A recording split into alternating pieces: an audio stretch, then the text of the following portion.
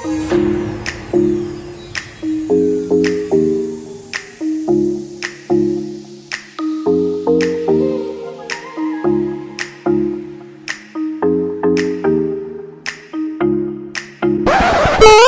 guys, good day and welcome to my channel.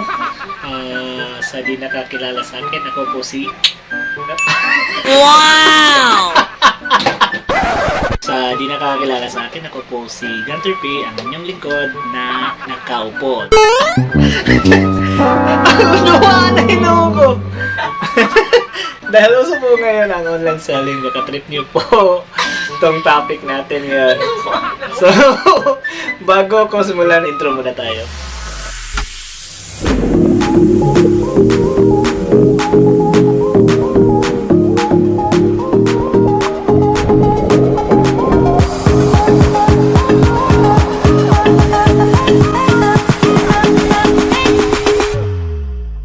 Ayun, so ang topic natin for today is paano gumawa ng souvenir ref magnet.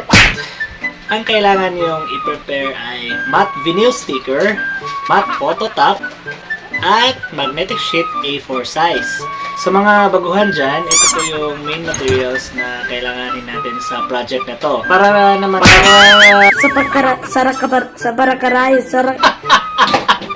para naman sa may alam na kung paano gumawa ng ref magnet, pakishare naman yung idea nyo o ibang klase ng materials na ginagamit nyo.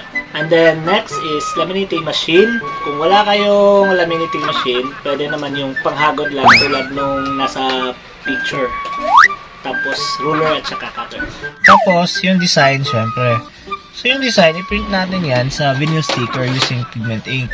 Pwede naman dye ink, pero mas prefer ko yung pigment ink kasi mas matibay siya. And then idikit natin ang photo top sa ibabaw ng printed vinyl. Set the laminating machine to 0 temperature or just turn the machine into cold mode. Yung switch din dapat naka-forward and then press run. Gagamitin natin yung laminating machine para mas pantay yung pagdikit niya. Kung wala naman kayong machine, just use hagod mode. Same process pa rin yan, kaso lang manual lang yung pagdikit natin. Tapos ulitin yung process na ito para naman sa magnetic sheet. But be sure to wipe it properly bago nyo idikit yung sticker.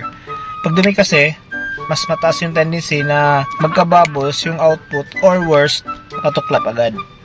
Cut the edge para magkasya siya dun sa die cutter. Tapos, boom! Wow! Kung nagustuhan niyo po yung video ko, please like and subscribe. Then hit the notification bell para naman updated kayo sa mga future videos ko. Para dun sa gustong magpa-shoutout, just comment down below para ma-include ko po kayo sa next video. So shoutout ko pala dun sa kakasal ngayong May 28, yung kaibigan ko. So,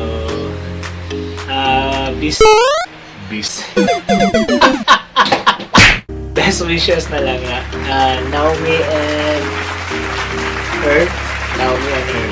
Dapat editado ako tapos sa pagkain. Salamat!